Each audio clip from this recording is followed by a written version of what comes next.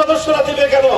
এই খেসারত দিতে হবে শেখ হাসিনাকে, খেসারত দিতে হবে ওবায়দুল কাদেরকে, খেসারত দিতে হবে আওয়ামী লীগকে, খেসারত দিতে হবে যুবলীগ, ছাত্রলীগ, হেলমেট লীগ এবং হাতুড়ি লীগ। কিন্তু দিল্লিতে বসে বাংলাদেশের স্বাধীনতার বিরুদ্ধে চক্রান্ত করলে 18 কোটি মানুষ রুখে দাঁড়াবে। আহমাদুল্লাহ তাআলা ওয়া নুসাল্লি আলা রাসূলিহিল কারীম, আম্মা বা'দ। সম্মানিত এলাকাবাসী, আমি সর্বপ্রথম দুঃখ প্রকাশ করছি যে আমার এখানে উপস্থিতিতে অনেক বিলম্ব হয়েছে। আমরা মূলত আপনারা জানেন যে বাংলাদেশের বিস্তীর্ণ অঞ্চল আজকে বন্যা পানিতে প্লাবিত। সেখানে জরুরি ত্রাণ তৎপরতার জন্য গিয়েছিলাম গত রাতে। সেখানে রাস্তাঘাটে অস্বাভাবিক ধরনের যানজটের কারণে উপস্থিত হতে বিলম্ব হলো। সামনে আমাদের আরো অনেক দূর পর্যন্ত প্রোগ্রাম রয়েছে। এই জন্য আপনাদের সাথে সংক্ষিপ্ত কথা এবং দেখা সাক্ষাৎ এর মাধ্যমে আজকের প্রোগ্রাম সমাপ্ত হবে ইনশাআল্লাহ। আল্লাহ পাক যদি তৌফিক দান করেন ভবিষ্যতে দীর্ঘ কথা হবে। আমরা স্পষ্ট ভাষায় যে কথাটা বলতে চাই সেটা হলো যে এতদিন পর্যন্ত বাংলাদেশের মানুষ জানত এবং রাষ্ট্রীয়ভাবে আয়োজন করা হয়েছিল আগস্ট মাসকে শোকের মাস হিসেবে। 2024 সালে এসে বাংলাদেশের ইতিহাস পরিবর্তন হয়ে গিয়েছে। 2024 সালে বাংলাদেশে এক নতুন বিপ্লব সংগঠিত হয়েছে। সেই বিপ্লবের মাধ্যমে অনেক কিছুর পরিবর্তন হয়েছে। এই পরিবর্তনগুলোর মধ্যে অন্যতম একটা হলো শোকের মাস আগস্ট মাস বাঙালির বিজয়ের মাস, সুখের মাসে পরিণত হয়েছে। স্পষ্ট ভাষায় আমরা বলতে চাই যে এই 5ই আগস্টের বিপ্লব এটি বাংলাদেশের স্বাধীনতাকে পূর্ণাঙ্গতা দেওয়ার একটি অন্যতম মাইল ফলক। 1971 সালে হাজারো লক্ষ মানুষের আত্মদানের বিনিময়ে ত্যাগ, কোরবানি এবং শাহাদাতের রক্তের মাধ্যমে অর্জিত হয়েছিল স্বাধীন বাংলাদেশ। 53 বছর পর্যন্ত বাংলাদেশের মানুষ স্বাধীনতার সুখ খুঁজে পায়নি।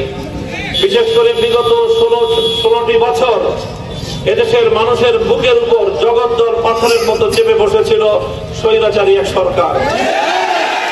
বাংলাদেশের বিগত 16 বছরের যে স্বৈরাচার, যে ফ্যাসিবাদ প্রতিষ্ঠিত হয়েছিল, পৃথিবীর ইতিহাসে এই স্বৈরাচারী জালিম শেখ হাসিনাকে কেবলমাত্র ফেরাউনের সাথেই তুলনা করা যায়। ফেরাউন যেভাবে নবী মুসা আলাইহিস সালামকে অপমান করেছিল, জালিম শেখ হাসিনা নায়েবে নবীদেরকে, আলেম ওলামাদেরকে অপমান এবং লাঞ্ছিত করার এমন কোন চেষ্টা নাই যেটা সে করেনি।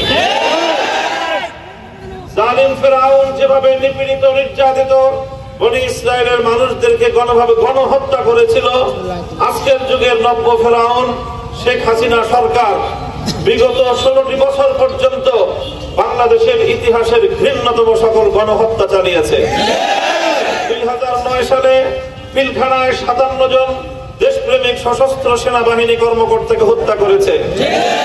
2013 সালে শাপলা চত্বরে 5ই মে হেফাজতে ইসলাম বাংলাদেশের নবী প্রেমিক তাওহীদি জনতা ঘুমন্ত তাহাজ্জুদ গুজারদের উপর নির্বিচারে গুলি চালিয়ে অসংখ্য মানুষকে হত্যা করেছে। 2021 সালে নরঘাতক গুজরাটের কসাই নরেন্দ্র মোদীকে বাংলাদেশে আনতে গিয়ে সে তার দেশের জনগণের বুকের উপর পাখির মতো গুলি চালিয়েছে। সর্বশেষ 2024 সালের জুলাই মাস জুড়ে যেই গণহত্যা পরিচালিত হয়েছে, যুদ্ধ ছাড়া পৃথিবীর কোন একটি দেশে এই ধরনের ঠান্ডা মাথায় খুন করার দৃষ্টান্ত বিরল। এবং দুঃখজনক বিষয় হলো এই হত্যাকাণ্ডগুলো পরিচালনা করার জন্য দেশের জনগণের ট্যাক্স এবং মাথার ঘাম পায়ে ফেলানো পয়সা দিয়ে লালিত পালিত আইন শৃঙ্খলা রক্ষাকারী বাহিনীকে অন্যায়ভাবে ব্যবহার করেছে। এই পুলিশরা জনগণের জানমালের নিরাপত্তা রক্ষাকারী হিসেবে ব্যবহৃত হওয়ার কথা, সেই পুলিশদেরকে রাষ্ট্রীয় ক্ষমতার অপব্যবহারের মাধ্যমে জনগণের মুখোমুখি দাঁড় করিয়ে দিয়েছিল। বাংলাদেশের যে অপূরণীয় ক্ষতি হয়ে গিয়েছে, অর্ধ শতাধিক নিরীহ পুলিশ সদস্যকে হত্যাকাণ্ডের শিকার হতে হয়েছে। কিছু দাগী লীগ, ছাত্রলীগ, যুবলীগ নামী পুলিশ লীগের কিছু সদস্যের অতিরিক্ত বাড়াবাড়ির কারণে নির্বিচারে ছাত্র জনতাকে গুলি করে হত্যা করবার দৃশ্যগুলো দেখে বাংলাদেশের মানুষের হৃদয়ে আগুন ধরে গিয়েছিল। সকল পুলিশ সদস্যদেরকে তার খেসারত দিতে হচ্ছে। এই খেসারত পুলিশ সদস্যরা দিবে কেন? এই খেসারত দিতে হবে শেখ হাসিনাকে, খেসারত দিতে হবে ওবায়দুল কাদেরকে, খেসারত দিতে হবে আওয়ামী লীগকে, খেসারত দিতে হবে যুবলীগ, ছাত্রলীগ, হেলমেট লীগ এবং হাতুড়ি লীগ। আমরা পুলিশ ভাইদেরকে বলবো, আপনারা কাজে নামেন, আপনারা দেশের সেবায় নিয়োজিত হন। আর আপনাদের নিরীহ যে সকল নিরপরাধ পুলিশদেরকে হত্যাকাণ্ডের শিকার হতে হয়েছে, তার জন্য শেখ হাসিনা এবং তার দোসরদের বিরুদ্ধে হত্যা মামলা দায়ের করুন। শেখ হাসিনা বাংলাদেশ থেকে পালিয়ে গেছে। বাংলাদেশ থেকে পালানোর জন্য বাংলাদেশ 1 ইঞ্চি মাটি শেখ হাসিনাকে ব্যবহার করার সুযোগ দেয়। আকাশে উড়াল দিয়ে দিল্লিতে নরেন্দ্র মোদীর কোলে গিয়ে পড়েছে। সেখানে আশ্রয় গ্রহণ করে এখন সেখান থেকে বাংলাদেশের স্বাধীনতার বিরুদ্ধে ষড়যন্ত্র করছে। স্পষ্ট ভাষায় বলতে চাই, ভারত সরকার কতদিন শেখ হাসিনাকে রাখতে পারবে সেটা আন্তর্জাতিক আইন আদালতের ব্যাপার, সেটা আমরা কিছু বলবো না। কিন্তু দিল্লিতে বসে বাংলাদেশের স্বাধীনতার বিরুদ্ধে চক্রান্ত করলে 18 কোটি মানুষ রুখে দাঁড়াবে। শেখ হাসিনার পতনের বিরুদ্ধে প্রতিশোধ গ্রহণ করতে গিয়ে ভারত আজকে তার সমস্ত বাংলাদেশের অভিন্ন নদীগুলোর বাঁধ খুলে দিয়ে বাংলাদেশের বিস্তীর্ণ অঞ্চলকে প্লাবিত করে দিয়েছে। ওরা মনে করেছিল বন্যার পানি দিয়ে ভাসিয়ে দিয়ে বাংলাদেশের মানুষকে ওরা দাবিয়ে রাখবে। আজ প্রমাণ হয়ে গিয়েছে, জাতি ধর্ম বর্ণ নির্বিশেষে গোটা বাংলাদেশ আজকে বানভাসী মানুষের পাশে দাঁড়িয়েছে।